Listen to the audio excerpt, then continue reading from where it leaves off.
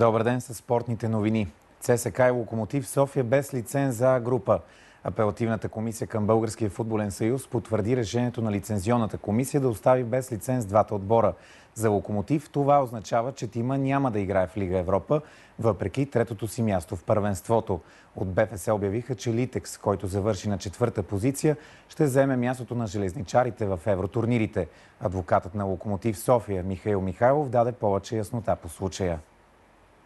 Това решение го очаквахме в клуба. Ясно беше положението, след като имахме технически проблеми и не представихме необходимите документи в Футболния съюз. Да, какво следва? Следва заседание на изпълкома, което при наличието на тези документи да подпишеме споразумение за разсрочване на дължимите суми най-вече към вътрешен персонал, както ние и ЦСК, но понеже ние нямаме задължение към персонала, предполагам, че няма да имаме наказания с отнемане на точки или финансови санкции. А колкото до лиценза за Европа, ние все още се надяваме, защото ще предоставяме тук до 2 работни дни всички документи, които са ни попречили за да вземем лиценз, директно в УЕФА и ще чакаме тяхните решения. В текущи ревизии сме били, проверявали са някои от задълженията, дали са така. Имало е технически грешки с начисляване на нереални суми и оттам дойдеха всички проблеми. Могат ли да бъдат спокойни локомотивци за това, че отбора ще играе и през следващия сезон в А група? В А група отбора ще играе със сигурност, стига да има кой да го финансира. Има риск от това, ако Локомотив не играе в Лига Европа, Николай Гигов да се оттегли от отбора? Не мога да ви го кажа със сигурност. Предполагам специално за мен лично, като го познавам, че няма такъв шанс, но в България всичко се очаква. Георги Дерменджиев напуска Лудогорец. Старши треньорът на Разградчани обяви решението си непосредствено след срещата с Бероев в последния кръг от А група. Благодаря на братята Георги и Кирил Домовчеви за това, че бяха част от този грандиозен проект, който на мене лично ми донесе много щастие. Дерменджиев не разкри мотивите за решението си, като не отхвърли възможността да остане в клуба на друг пост. С Георги Дерменджиев начело Лудогорец постигна шампионска титла, 4 точки в груповата фаза на Шампионската лига и полуфинал за Купата на България. Все още няма яснота кой ще бъде следващия наставник на Разградчани. България направи обрат срещу Канада, за да спечели с 3-2 гейма срещата си от Световната лига по волейбол. Тимът ни заема 3-та позиция в групата. Следващите мачове на националния ни отбор са в Куба на 5 и 6 юни. Срещите очаквайте отново в ефира на БНТ. Първата победа на България в тазгодишното издание на Световната лига дойде след феноменален обрат в арена Ботевград. Във втората среща срещу Канада гостите поведоха с 2-0 гейма след 25 на 21 и 25 на 23. В третия Пламен Константинов направи 2 рокади в стартовия състав и на полето на мястото на Георги Братоев и Ники Николов се появиха Любомир Гонцев и Виктор Йосифов. Това определено изненада гостите и започна българската лекция. В третия гейм 25 на 23, в четвъртия 25 на 14, в тайбрека 15 на 9. Успехът бе подплатен с изключителна игра на капитана Владимир Николов, завършил с 27 точки, и на Тошко Алексиев с 25. Холандия попадна в групата на България за предстоящото на есен европейско първенство, на което сме домакини. Холандците победиха Испания с 3-1 гейма и с 2 победи елиминираха иберийците. Така България ще играе с Германия, Чехия и Холандия в груповата фаза на европейското.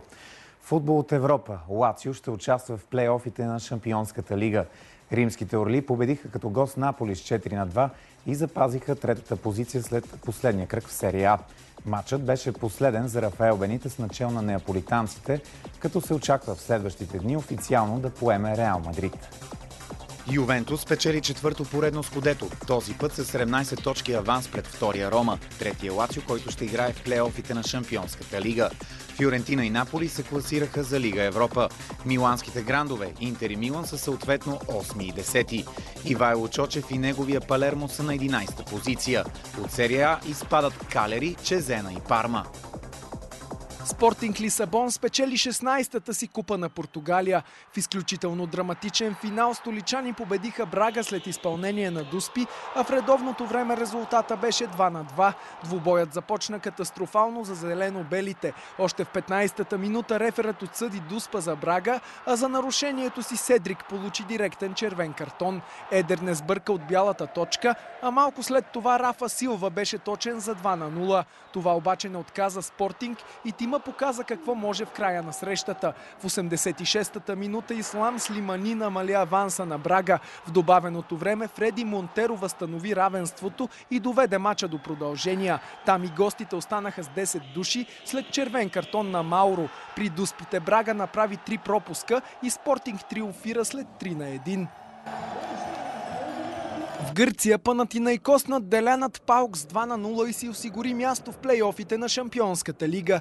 И двата гола станаха факт през първото полувреме. Още в 9-та минута Харалампус Мавриас откри резултата, а след близо половин час игра Николаус Карелис донесе успеха на детелините. Въпреки загубата, ПАОК все още се бори за място в Лига Европа. Лукойл Академик и Балкан Ботевград излизат в решаващия 5-ти матч за титлата в българското баскетболно първенство. Срещата в Правец е с начален час 18 и ще бъде предавана пряко по БНТ Свят и БНТ HD. Серията до момента е равна 2-2. Балкан се цели в първи шампионски трофей от 26 години насам, а Лукойл гледа към 24-та титла. 50 състезатели от търговските камари на Франция и Италия у нас участваха в турнир от програмата София Европейска столица на спорта 2018 на кортовете на тенис клуб Малееви. Демонстративен матч помежду си изиграха председателите на организациите Стефан Дюлае и Марко Монтеки. На финала Душан Цветкович победи Здравко Пешаков с 6-4 гейма. Победителите бяха наградени от столичния общински съветник Анатолий Илиев. Домакинят на събитието Магдалена Малеева говори за българското участие на Ролан Гарос. Цецка се представи доста добре. За Григор какво да кажа? Много жалко, че загуби първи кръг.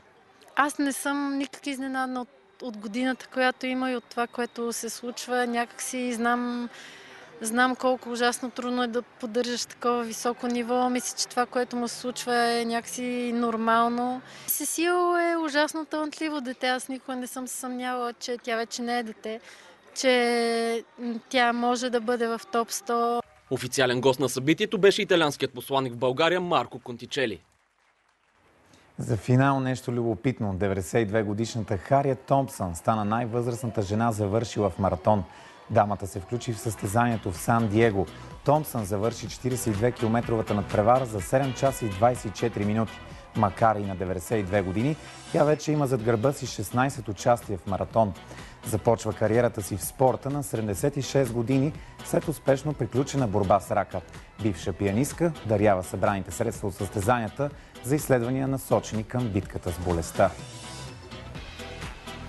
Това беше всичко от спортната емисия.